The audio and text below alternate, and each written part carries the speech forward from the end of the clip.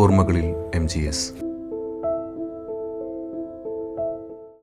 ഇപ്പോൾ ഓർമ്മകളിൽ MGS radio CUവിൽ doctor MGS നാരായണനെക്കുറിച്ചുള്ള ഓർമ്മകൾ പങ്കുവയ്ക്കുന്നു സുഹൃത്തും കാലിക്കറ്റ് യൂണിവേഴ്സിറ്റി ഗാന്ധി ചെയർ ഭരണസമിതി അംഗവും റിട്ടയർഡ് ജോയിൻറ്റ് രജിസ്ട്രാറും മുൻ സിൻഡിക്കേറ്റ് മെമ്പറുമായ RS പണിക്കർ. പ്രൊഫസർ MGSുമായിട്ടുള്ള എൻ്റെ ഓർമ്മകൾ പങ്കുവെക്കുക എന്ന സാഹസത്തിനാണ് ഞാനിപ്പോൾ മുതിരുന്നത്. പ്രൊഫസർ MGSനെ ഒരുപാട് വീക്ഷണകോണുകളിൽ കൂടി ഒരുപാട് പണ്ഡിതർ, അദ്ദേഹത്തിൻ്റെ ശിഷ്യർ, അദ്ദേഹത്തിൻ്റെ സഹപ്രവർത്തകർ, അദ്ദേഹത്തിൻ്റെ സുഹൃത്തുക്കൾ ഒക്കെ അടുത്ത ദിവസങ്ങളായിട്ട് പത്രദ്വാര മാധ്യമങ്ങളിൽ കൂടിയൊക്കെ ഒരുപാട് വാചകങ്ങൾ നമ്മൾ കേട്ട് കഴിഞ്ഞു. അദ്ദേഹവുമായിട്ട് കേവലം ഒരു സുഹൃത്ത് എന്ന് പറയാമോ എന്നെനിക്കറിയില്ല.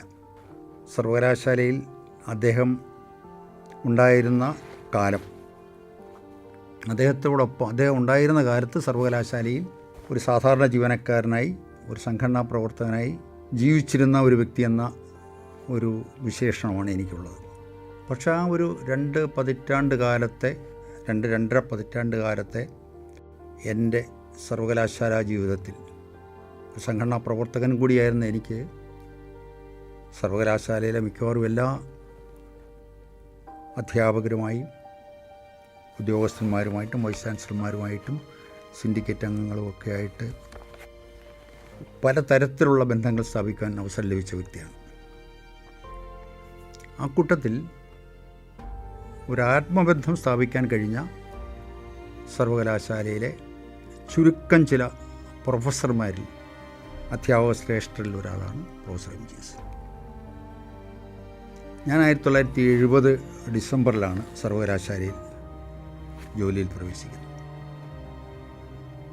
അന്ന് ഹിസ്റ്ററി ഡിപ്പാർട്ട്മെൻറ്റിൽ പ്രൊഫസർ TK രവീന്ദ്രനും പ്രൊഫസർ MGSും പ്രൊഫസർ MP ശ്രീകുമാരൻ നായരും, അവർ 3 പേരാണ് ഉണ്ടായിരുന്നത്.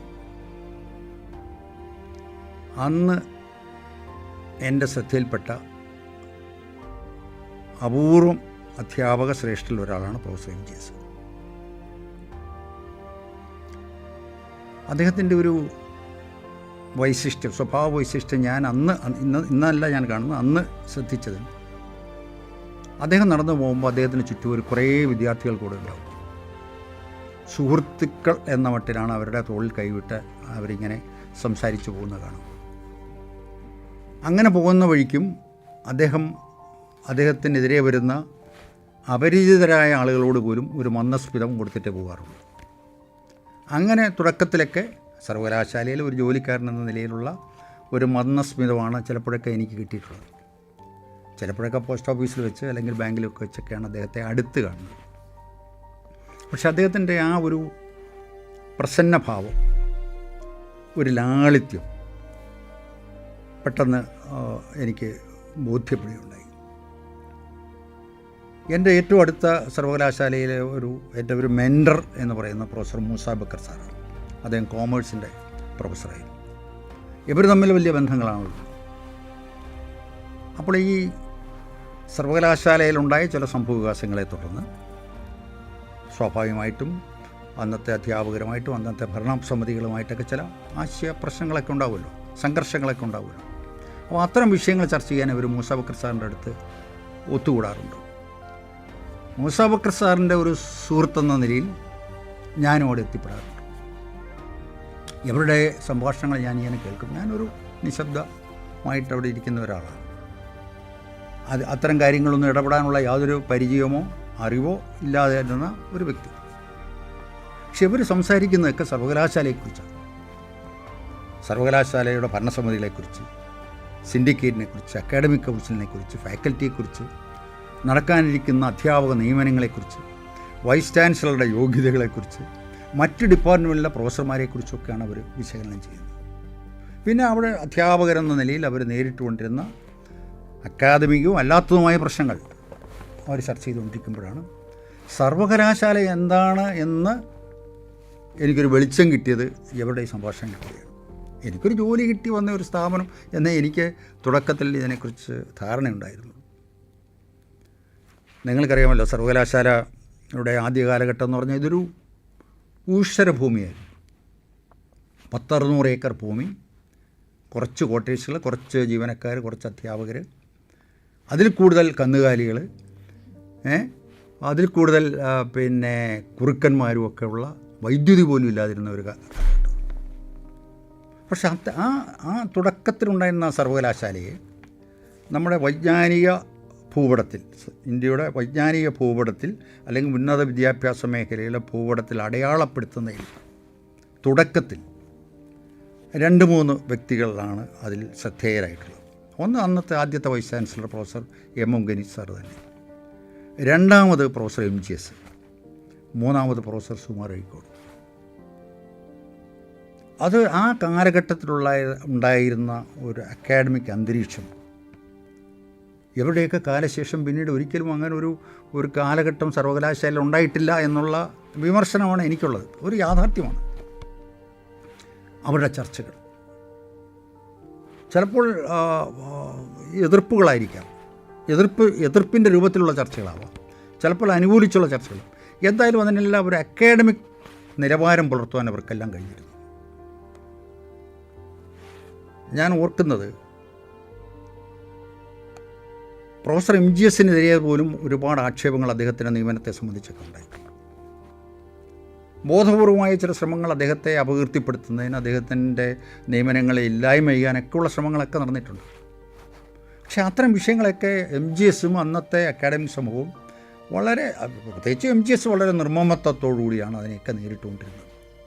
അത്തരം വിഷയങ്ങൾ, സ്വന്തം ഭാവിയെ ബാധിക്കുന്ന വിഷയങ്ങൾ ഉണ്ടാകുമ്പോൾ പോലും എങ്ങനെയാണ് ആ വിഷയത്തെ സമീപിക്കേണ്ടതെന്നൊക്കെ ഉള്ള ഒരു വലിയ പാഠമാണ് അദ്ദേഹത്തിൽ കൂടി അടുത്ത് കാണുമ്പോൾ, അദ്ദേഹത്തിൻ്റെ പരിചയത്തിൽ കൂടിയൊക്കെ എനിക്കൊക്കെ മനസ്സിലാക്കാൻ കഴിയും. ഈ സർവകലാശാലയിൽ ഞാൻ പറഞ്ഞ ഊഷരഭൂമിയായിരുന്ന സർവകലാശാലയിൽ ഒരു അക്കാഡമിക് അന്തരീക്ഷം സൃഷ്ടിക്കുന്നതിൽ, ഈ ക്യാമ്പസിനെ ഒന്ന് സജീവമാക്കുന്നതിൽ ഏറ്റവും കൂടുതൽ പ്രവർത്തിച്ചിട്ടുള്ള പ്രൊഫസർ MGS തന്നെയാണ്. അത് വർക്ക്ഷോപ്പുകളുടെ പേരിലായാലും കൊള്ളാം, ഹിസ്റ്ററി കോൺഗ്രസ് ക്യാമ്പസിൽ നടത്തിയതിൻ്റെ പേരിലായാലും കൊള്ളാം, അതുപോലെ സർവകലാശാലയിലേക്ക് അദ്ദേഹം ക്ഷണിച്ചു വരുത്തിയിട്ടുള്ള ചരിത്ര പണ്ഡിതന്മാരെയും സാഹിത്യകാരന്മാരുടെയും ബുദ്ധിജീവികളുടെയും പേരുകൾ എനിക്ക് ഓർമ്മയുണ്ട്. ചരിത്രകാരന്മാരായ റൊമില താപ്പർ ഞാൻ അന്ന് കേട്ടിട്ടേ ഉള്ളൂ, ഇപ്പോൾ പിന്നീട് ബിപിൻ ചന്ദ്ര, KS ശർമ്മ തുടങ്ങിയ എണ്ണം പറഞ്ഞ ഇന്ത്യയിലെ ചരിത്രകാരന്മാർ ക്യാമ്പസിൽ വന്നിട്ടുണ്ട് അദ്ദേഹത്തിൻ്റെ ഓരോ പരിപാടികളായിട്ട്. അതുപോലെ സാഹിത്യ OV വിജയൻ, നമ്മളൊക്കെ വളരെ ആരാധനയോടുകൂടി കണ്ടിരുന്ന OV വിജയനെ ഞാൻ ആദ്യമായിട്ട് കണ്ടത് ഈ ലൈബ്രറിയുടെ മുന്നിൽ MGSൻ്റെ കൂടെ ഇങ്ങനെ സംസാരിച്ചുകൊണ്ട് വരുന്നതാണ്. അപ്പം അദ്ദേഹം എന്നെ കണ്ടുകൊണ്ട് MGS അവിടെ നിന്നു, എന്നെ അദ്ദേഹത്തിന് പരിചയപ്പെടുത്തി കൊടുക്കുകയാണ്. ഇത് പണിക്കരാണ്, സർവകലാശാലയുടെ ഒരു സംഘടനാ പ്രവർത്തകനാണ്. അങ്ങനെയാണ് എന്നെ പരിചയപ്പെടുത്തിയത്. ആദ്യമായിട്ടാണ് ഞാൻ OV വിജയനെ കണ്ടത്. അതുപോലെ മറ്റ് ബുദ്ധികൾ, M ഗോവിന്ദൻ. അപ്പോൾ ആ ഒരു കാലഘട്ടം ഉണ്ടായിരുന്നല്ലോ, ഒരു ബുദ്ധിജീവികളുടെ M ഗോവിന്ദൻ്റെ ഒരു എന്താണ് പറയുന്നത്, ഒരു സ്കൂൾ. ആ സ്കൂളിലെ ഒരുപാട് ആളുകൾ, യതി, അങ്ങനെയുള്ള ഒരുപാട് പ്രഗത്ഭരായ എണ്ണപ്പെട്ട സാഹിത്യകാരന്മാരെ, ബുദ്ധിജീവികളെയൊക്കെ ക്യാമ്പസിന് പരിചയപ്പെടുത്തിയത് MGS. പിന്നെ കുറച്ച് സുമാർ അഴീക്കോട് സാറും കത്തും. അങ്ങനെയാണ് സർവകലാശാല കോഴിക്കോട്ടുള്ള പത്രമാധ്യമങ്ങളുടെ ശ്രദ്ധ പിടിച്ചു കിട്ടുന്നത്. സത്യത്തിൽ അദ്ദേഹത്തിൻ്റെ MGSൻ്റെ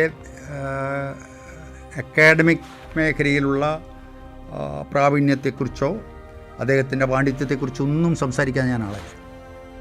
ഞാൻ മനസ്സിലാക്കിയിട്ട് കേരളത്തിലെ ചരിത്ര രചനയിൽ വിപ്ലവകരമായ ചില അല്ലെങ്കിൽ നൂതനമായ ഒരു രീതിശാസ്ത്രം കൊണ്ടുവന്നത് MGS ആണെന്നാണ് അദ്ദേഹത്തിൻ്റെ ശിഷ്യർ പറഞ്ഞിട്ടുള്ളത്. അങ്ങനെ എനിക്കറിയാം. ആ പറഞ്ഞ കൂട്ടത്തിൽ ഡോക്ടർ മൈക്കിൾ തരകനുണ്ട്, ഡോക്ടർ രാജൻ ഗുരുക്കളുണ്ട്. അവർക്ക് എന്തൊരു ബഹുമാനത്തോടു കൂടിയാണ് അവരൊക്കെ വൈസ് ചാൻസലർമാരായ ആളുകളാണ്. MGS വൈസ് ചാൻസലറൊന്നും ആയിട്ടില്ല. പക്ഷേ ഈ വൈസ് ചാൻസലറായ ആളുകൾ അവരുടെ ലേഖനങ്ങൾ ഞാൻ പലപ്പോഴും വായിച്ചു നോക്കാറുണ്ട്. അപ്പോൾ പ്രത്യേകിച്ച് ഈ സാഹചര്യത്തിൽ ഞാൻ വായിച്ചു നോക്കിയപ്പോൾ അവരെല്ലാം പറഞ്ഞത് അവരെയൊക്കെ ഒരു ഇടതുപക്ഷ രീതിശാസ്ത്രം, ഈ ചരിത്ര രചനയിലെ ഒരു ഇടതുപക്ഷ രചനാ രീതിശാസ്ത്രത്തിലേക്ക് അവരെ നയിച്ചത് MGS ആണ്. നേരത്തെ അങ്ങനെ ആയിരുന്നില്ല. സൗത്ത് ഇന്ത്യയിൽ ആദ്യമായിട്ട് അത്തരം ഒരു സ്കൂൾ ഓഫ് തോട്ട്, ഒരു രീതി ആവിഷ്കരിക്കുകയും ഒരുപാട് ശിഷ്യരെ ആ വഴിക്ക് നയിക്കുകയും ചെയ്ത പ്രൊഫസർ MGS ആണ്. അവരെല്ലാം അദ്ദേഹത്തോട് ആ കാര്യത്തിൽ കടപ്പെട്ടിരിക്കുകയാണ്. അതാണ് അദ്ദേഹത്തിൻ്റെ ഏറ്റവും വലിയ കോൺട്രിബ്യൂഷൻ എന്നാണ് അവർ പറഞ്ഞിരിക്കുന്നത്.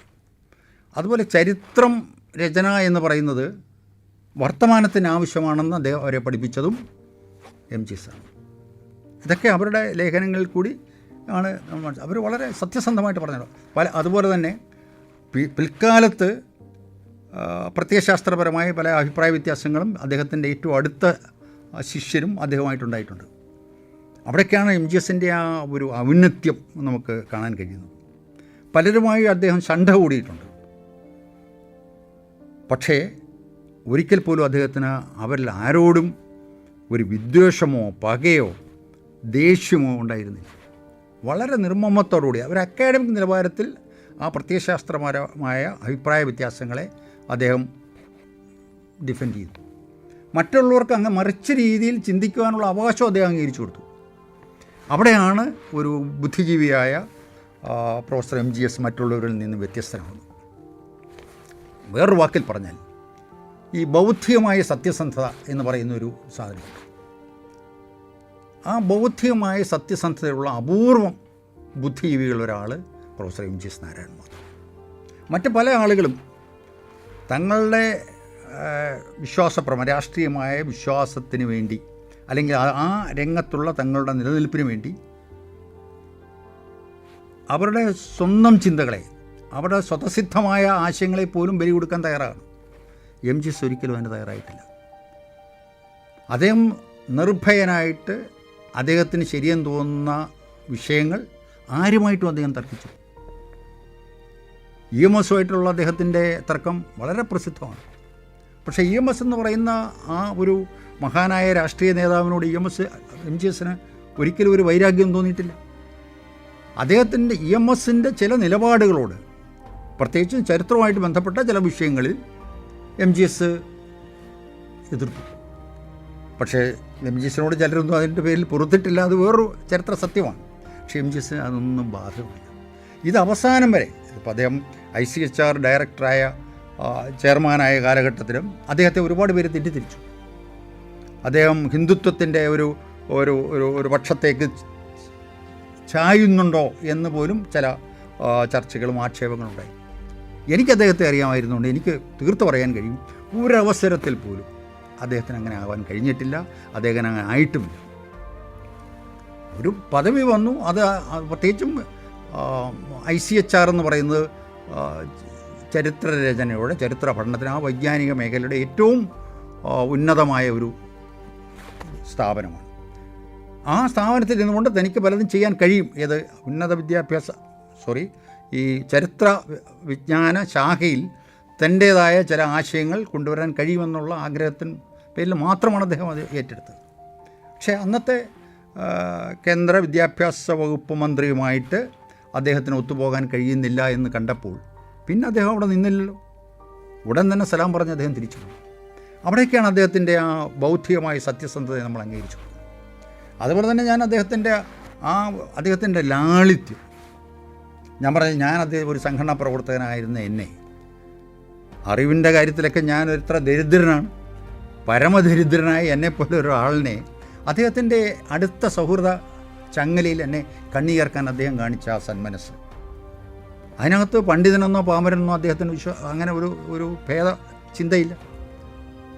മറ്റ് പലരുമായിട്ടും ചർച്ച ചെയ്യാത്ത ഒരുപാട് വിഷയങ്ങൾ അദ്ദേഹം ഞാനുമായിട്ട് ചർച്ച ചെയ്തിട്ടുണ്ട്. എനിക്കറിയാൻ പാടില്ലാത്ത ഒരുപാട് കാര്യങ്ങൾ ഞാൻ അദ്ദേഹത്തോട് ചോദിച്ചിട്ട് എൻ്റെ സംശയങ്ങൾ ദൂരീകരിച്ചിട്ടുണ്ട്. വ്യക്തിപരമായും അക്കാഡമിക്കായിട്ടും സംഘടനാ പ്രവർത്തനങ്ങളിലും ഒക്കെ ഉള്ള കാര്യങ്ങളെക്കുറിച്ച്. എൻ്റെ രാഷ്ട്രീയമായിട്ട് അദ്ദേഹത്തിന് ഒരു ബന്ധവുമില്ല. പക്ഷേ എന്നെ അദ്ദേഹത്തിന് ആ കാരണം കൊണ്ട് അദ്ദേഹം ഒരിക്കലും എന്നെ മാറ്റി നിർത്തിയിട്ടില്ല എന്ന് മാത്രമല്ല, ഞാൻ നേതൃത്വം നൽകുന്ന സംഘടനയുടെ ഏതാവശ്യത്തിനും എത്രയോ സെമിനാറുകളിൽ, എത്രയോ സിമ്പോസിയങ്ങളിൽ, എത്രയോ ചർച്ചകളിൽ ഞാൻ MGS സാറിനെ വിളിച്ച് അദ്ദേഹം വന്നിരിക്കും. അത് അദ്ദേഹം റിട്ടയർ ചെയ്തു പോയതിന് ശേഷവും അദ്ദേഹത്തിന് ആരോഗ്യപരമായ പ്രശ്നങ്ങൾ ഉണ്ടായിരുന്ന അവസരത്തിൽ പോലും, ഞാൻ ഗാന്ധി ചെയറുമായിട്ട് എൻ്റെ ഒരു പ്രവർത്തകൻ കൂടിയാണല്ലോ, അദ്ദേഹം ഒരു ഞങ്ങളുടെ ഒരു റിസോഴ്സ് പേഴ്സൺ ഞങ്ങളുടെ ഒരു എന്താ പറയുന്ന ഒരു പേട്രൺ എന്ന നിലയിലാണ് അദ്ദേഹം പ്രവർത്തിച്ചിട്ടുള്ളത്. എന്ത് പരിപാടിക്ക് വിളിച്ചാലും അദ്ദേഹം എങ്ങനെയെങ്കിലും എത്തിയിരിക്കും. അങ്ങനെയൊക്കെയുള്ള ഒരു ബന്ധം അദ്ദേഹമായിട്ട് സ്ഥാപിക്കാൻ കഴിഞ്ഞ് എന്നെ സംബന്ധിച്ചിടത്തോളം വലിയൊരു ഭാഗ്യമായിട്ടാണ് ഞാനതിനെ കാണുന്നത്. അതുപോലെ അദ്ദേഹത്തിൻ്റെ മറ്റ് ജീവിത ചര്യകളെക്കുറിച്ച് നോക്കിയാൽ സ്വന്തമായിട്ടൊരു കാർ പോലും അദ്ദേഹത്തിനില്ല, വലിയ ബംഗ്ലാവുകളില്ല. അദ്ദേഹം ഇപ്പോഴും വിശ്വസിക്കുന്ന അദ്ദേഹത്തിൻ്റെ സ്വത്തെന്ന് പറയുന്നത് അദ്ദേഹത്തിൻ്റെ പുസ്തകങ്ങളും അദ്ദേഹത്തിൻ്റെ ശിഷ്യരും അദ്ദേഹത്തിൻ്റെ സുഹൃത്തുക്കളുമാണ്. ആ സുഹൃത്തുക്കൾക്ക് വേണ്ടിയും ശിഷ്യർക്ക് വേണ്ടിയും പുസ്തകങ്ങൾക്ക് വേണ്ടിയും അദ്ദേഹം എന്തും ത്യജിക്കാൻ തയ്യാറാണ്. അദ്ദേഹത്തെക്കുറിച്ച് നമ്മൾ പറയുമ്പോൾ കാലിക്കറ്റ് സർവകലാശാലയുടെ ഒരു അസറ്റ്, എവിടെ കൊണ്ടുപോയി ഈടിവെക്കാവുന്ന ഒരസറ്റാണ് MGS. അത്ര അധികം അസറ്റുകളൊന്നും കാലിക്കറ്റ് സർവകലാശാലയ്ക്ക് ഇതുവരെ അധികം ഉണ്ടായിട്ടില്ല, അതിനൊരു സംശയവും വേണ്ട. പക്ഷേ ഇന്നും ഇപ്പോൾ അദ്ദേഹം പോയ സ്ഥലങ്ങളാണ് ജപ്പാൻ, ഓസ്ട്രേലിയ മുതലായ സ്ഥലങ്ങളൊക്കെ പോയിട്ടുണ്ട്. അതിനുശേഷം വർഷങ്ങൾക്ക് ശേഷം കാലിക്കറ്റിൽ നിന്നോ കേരളത്തിൽ നിന്നോ ആരെങ്കിലും ഈ വിദേശ സർവകലാശാലകളിൽ എത്തിപ്പെട്ടിട്ടുണ്ടെങ്കിൽ പലരെയും അനുഭവങ്ങളിൽ കൂടി ഞാൻ മനസ്സിലാക്കിയതാണ്, അവരോടൊക്കെ അവിടെയുള്ള അക്കാഡമിക്സ് ചോദിക്കുന്നത് do you know professor MGS Narayanan. കാരണം അവർക്കിപ്പോഴും അദ്ദേഹം ചിലപ്പോൾ 1-2 വർഷങ്ങൾ, എനിക്ക് തോന്നുന്നു 2 വർഷം കണ്ട് അദ്ദേഹം ജപ്പാനിലുണ്ടായിരുന്നു. മറ്റൊക്കെ ഷോർട്ട് വിസിറ്റുകളാവും, വിസിറ്റിംഗ് പ്രൊഫസറായിട്ടൊക്കെ ഉള്ളു. പക്ഷെ അദ്ദേഹം അവിടെ ഉണ്ടാക്കിയിട്ടുള്ള, അദ്ദേഹം സ്റ്റാമ്പ് ചെയ്തിട്ടുള്ള അദ്ദേഹത്തിൻ്റെ ഒരു പ്രതിഭ, അദ്ദേഹത്തിൻ്റെ ഒരു വൈജ്ഞാനികമായ അദ്ദേഹം അവിടെ നൽകിയിട്ടുള്ള ഒരു സംഭാവന അവിടെയുള്ള ആളുകൾ, അക്കാഡമിക്സ് ഇപ്പോഴും ഓർത്തിരിക്കുന്നു എന്നുള്ളതാണ്. പലപ്പോഴും കാലിക്കറ്റ് യൂണിവേഴ്സിറ്റി എന്ന് പറയുമ്പോൾ പുറത്ത് എനിക്ക് തോന്നുന്നു MGS തന്നെയായിരിക്കും നമ്പർ 1. അഴീക്കോട് സാറിനൊക്കെ മറ്റ് ഭാഷാപരമായ ലിമിറ്റേഷൻസൊക്കെ ഉണ്ട്, മലയാള സാഹിത്യം അത്രയൊന്നും ഒന്ന് പോയിട്ടില്ല. പക്ഷെ ചരിത്രം എന്നുള്ള വിഷയം എല്ലായിടവും ഉള്ള വിഷയമല്ലേ. അപ്പം ചരിത്ര പണ്ഡിതനായ MGS അദ്ദേഹത്തിൻ്റെ നൂതനമായ സിദ്ധാന്തങ്ങൾ, ശൈലികൾ, രീതിശാസ്ത്രമൊക്കെ ചർച്ച ചെയ്യപ്പെട്ടിട്ടുണ്ടാകും. അതുപോലെ ഇന്ത്യയിലെ ഏറ്റവും പ്രമുഖരായ ചരിത്രകാരന്മാരിൽ ഒരാളെന്ന നിലയിലും അദ്ദേഹം പേരെടുത്തു കഴിഞ്ഞു. അങ്ങനെ ഒരു വലിയ അദ്ദേഹത്തെക്കുറിച്ച് അദ്ദേഹത്തിൻ്റെ ശിഷ്യന്മാർ എല്ലാവരും കൂടെ ചേർന്ന് എഴുതിയൊരു പുസ്തകമുണ്ട്. ചരിത്രാധിനാഥൻ എന്നാണ് ആ പുസ്തകത്തിന് കൊടുത്തിരിക്കുന്ന പേര്. എനിക്ക് തോന്നുന്നത് ഡോക്ടർ മൈക്കിൾ തരകനാണ് ആ പേര് ആ പുസ്തകത്തിന് നൽകിയതും MGSനെ അങ്ങനെ വിശേഷിപ്പിച്ചു. അപ്പോൾ MGSനെ ചരിത്രാധിനാഥൻ എന്ന് പറയുന്നവരുണ്ട്, മനീഷി എന്ന് പറയുന്ന ആളുകളുണ്ട്, മഹാ അധ്യാപകൻ എന്ന് പറയുന്നുണ്ട്.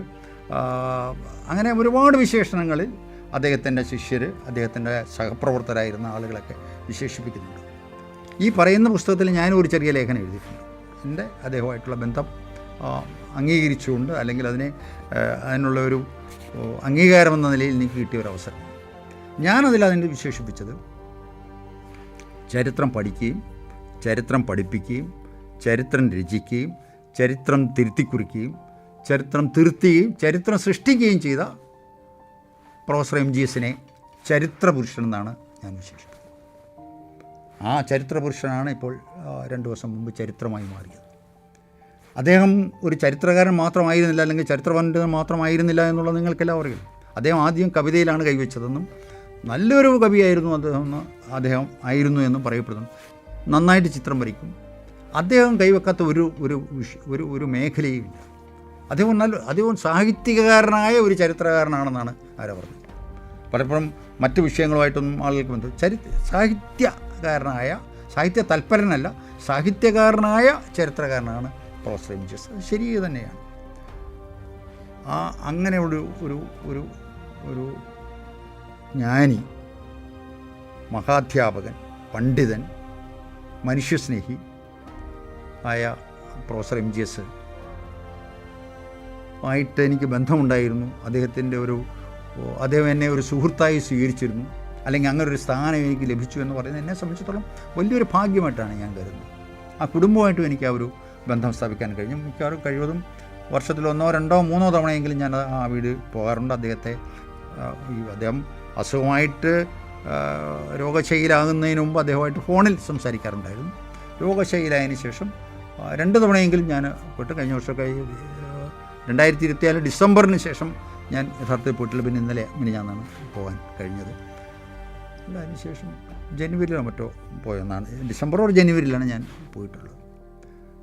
ഏത് സമയത്തും അപ്പം ഞാൻ ചെന്ന് കഴിഞ്ഞാൽ അദ്ദേഹം ആ രോഗശൈലിയിൽ കിടന്നുകൊണ്ട് മറ്റ് പലരെയും തിരിച്ചറിയാതിരുന്ന അവസരങ്ങളിൽ പോലും എന്നെ തിരിച്ചറിയാറ്. എന്താ വിശേഷം എന്ന് ചോദിക്കാറുണ്ട്. ഞാൻ പറഞ്ഞില്ലേ, ഞങ്ങളുടെ എല്ലാ പരിപാടികൾക്കും അദ്ദേഹം ഈ അനാരോഗ്യവാനായിരുന്ന സമയത്ത് പോലും വരുമായിരുന്നു. എന്ന് മാത്രമല്ല, ഞാൻ ശുപാർശ ചെയ്യുന്നതിനും പോകുമായിരുന്നു. ചിലർ വന്നിട്ട് പറയും, ഒന്ന് MGSൻ്റെ അടുത്ത് വന്നിട്ട് അദ്ദേഹത്തെ ഞങ്ങളുടെ പരിപാടിക്കൊന്ന് എത്തിച്ചേരണം എന്ന് പറഞ്ഞു. ഞാൻ പറഞ്ഞു, അദ്ദേഹത്തിന് ആരോഗ്യ പ്രശ്നങ്ങളുണ്ട്, നമുക്ക് പോവാം, നമുക്ക് സംസാരിക്കാമെന്ന് പറഞ്ഞ് ഞാൻ പതുക്കെ അവർ കൂടെ പോയി. എനിക്കും ഒഴിവാക്കാൻ പറ്റാത്ത ചില സൗഹൃദങ്ങളാണ് എന്നെ അങ്ങനെ നിർബന്ധിക്കുന്നത്. ഞാൻ ചെന്ന് ആദ്യം മറ്റു കാര്യങ്ങളൊക്കെ സംസാരിച്ചിട്ട് അദ്ദേഹത്തോട് ചോദിക്കും, സാർ ഇപ്പം എവിടെയെങ്കിലുമൊക്കെ പോകാറുണ്ടോ? കഴിഞ്ഞ ദിവസം ഞാൻ ഇന്നടുത്ത് പോയി, പ്രേമിയും കൂടെ വന്നിരുന്നു. ഈ അദ്ദേഹത്തിന് അനാരോഗ്യം ഉണ്ടായ കാലം മുതൽ സഹധർമ്മിണിയോടി കൂടെ പോകാറുണ്ട്. അപ്പം ഞാൻ ചേച്ചിയുടെ മുഖത്തേക്കൊന്ന് നോക്കും. അദ്ദേഹം സന്നദ്ധനാണ്.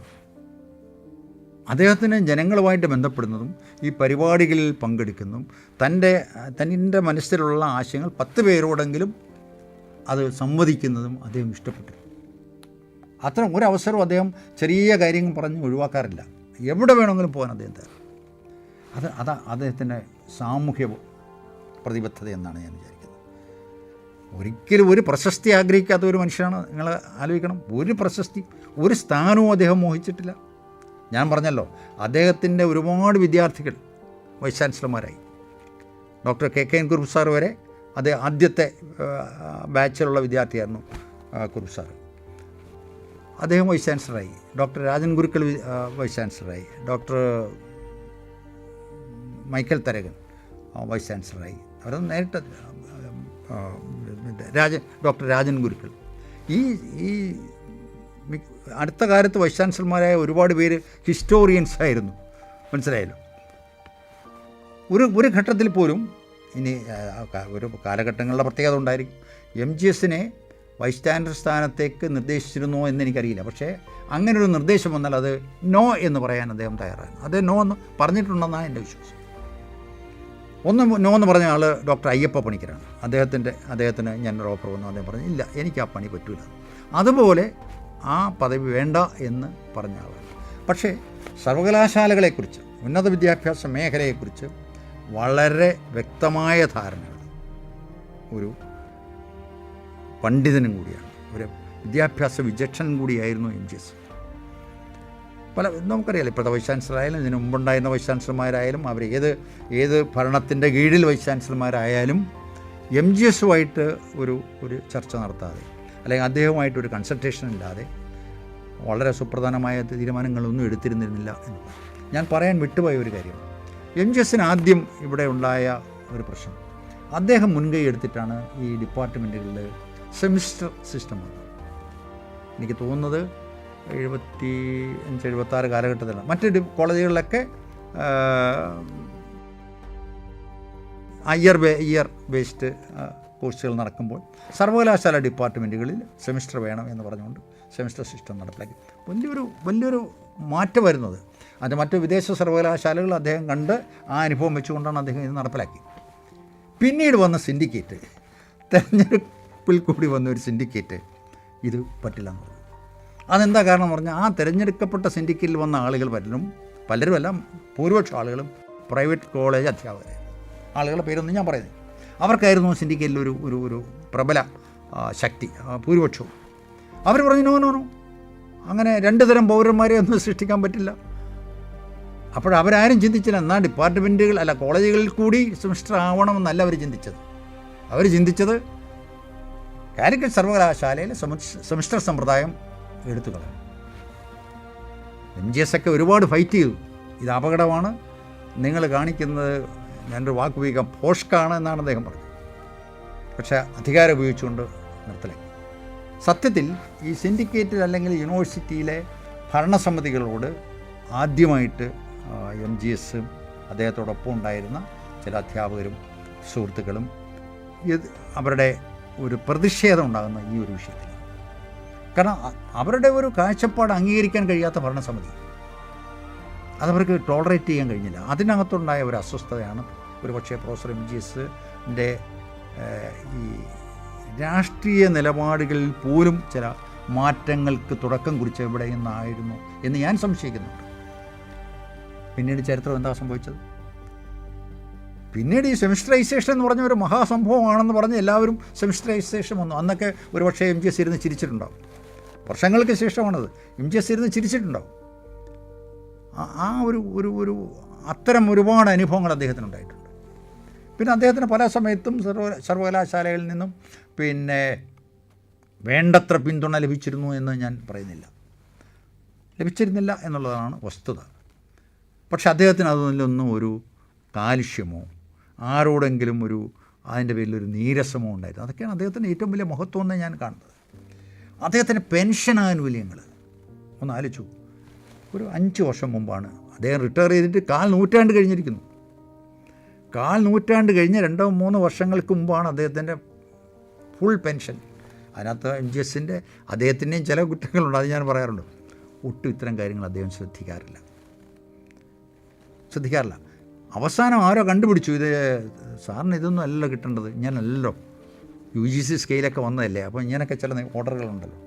അങ്ങനെ ഞാനൊക്കെ ആ കാര്യത്തിൽ ഇടപെട്ട ഒരാളാണ്. ഒരു 3-4 വർഷത്തിന് മുമ്പാണ് അദ്ദേഹത്തിന് UGC നിരക്കിലുള്ള പെൻഷൻ ആനുകൂല്യങ്ങൾ കിട്ടിയതെന്നുള്ളതാണ് ഒരു വാസ്തവം. സർവകലാശാലയുടെ മനഃപൂർവ്വമെന്ന് ഞാൻ പറയുന്നില്ല, നമ്മുടെ ബ്യൂറോക്രാറ്റിക് സ്വഭാവത്തിൻ്റെ ഒരു ഫലമാണെന്ന് മാത്രം പറഞ്ഞാൽ മതി. അപ്പോൾ ഞാൻ ഇനി ദീർഘിപ്പിക്കുന്നില്ല.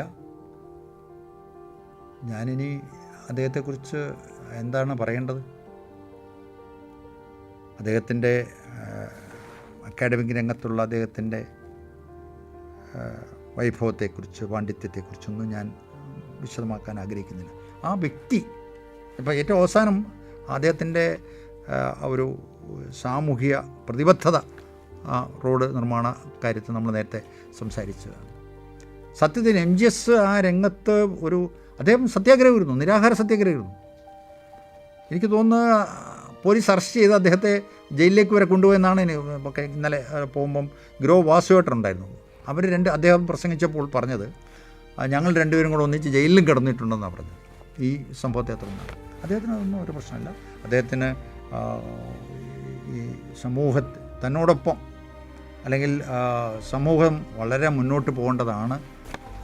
സാമൂഹ്യമായ തിന്മകൾക്കെതിരെ അദ്ദേഹം. അപ്പം ഞാൻ അവസാനിപ്പിക്കുന്നത്, ഞാൻ എൻ്റെ ഒരു ലേഖനത്തിൽ അല്ലെങ്കിൽ അവസാനിപ്പിച്ചത്, അത് ഞാനിവിടെയും പറഞ്ഞുകൊണ്ടാണ് അവസാനിപ്പിക്കാൻ ആഗ്രഹിക്കുന്നത്. നമുക്കെല്ലാവർക്കും ദുഃഖമുണ്ട്.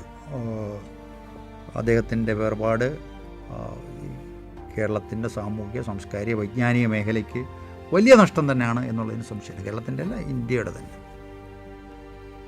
വലിയൊരു ബുദ്ധിജീവിയെയും ഒരു ധിഷണാശാലിയെയും ആണ് നമുക്ക് നഷ്ടപ്പെട്ടിരിക്കുന്നത്.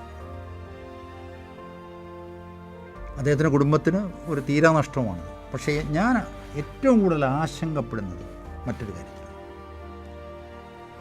ഇന്ന് അദ്ദേഹം ചരിത്രം രചിച്ച ആളാണ്.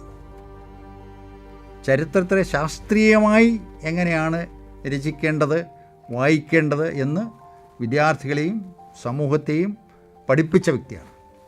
അദ്ദേഹം ജീവിച്ചിരിക്കുമ്പോഴാണ് ഈ കെട്ടുകഥകളും ഐതിഹ്യങ്ങളും ഒക്കെ ചരിത്രമാണെന്ന് ചിലർ വ്യാഖ്യാനിച്ചു കൊണ്ടുവരികയും അതിങ്ങനെ പ്രകീർത്തിച്ചു കൊണ്ടുവരികയും ചെയ്യുമ്പോൾ അദ്ദേഹത്തിന് അത് സഹിക്കാൻ കഴിഞ്ഞിട്ടില്ല.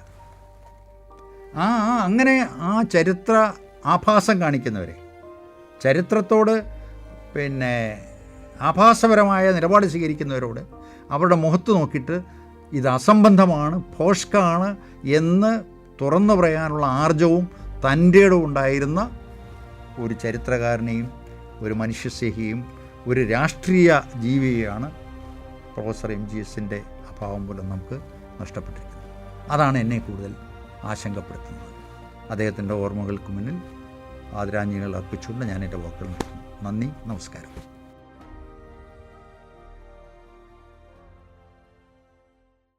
ശ്രോതാക്കൾ കേട്ടുകൊണ്ടിരിക്കുന്നത് ഓർമ്മകളിൽ MGS. ഡോക്ടർ MGS നാരായണനെക്കുറിച്ചുള്ള ഓർമ്മകൾ പങ്കുവയ്ക്കുന്നു സുഹൃത്തും കാലിക്കറ്റ് യൂണിവേഴ്സിറ്റി ഗാന്ധി ചെയർ ഭരണസമിതി അംഗവും റിട്ടയർഡ് ജോയിന്റ് രജിസ്ട്രാറും മുൻ സിൻഡിക്കേറ്റ് മെമ്പറുമായ RS പണിക്കർ. ഓർമ്മകളിൽ MGS.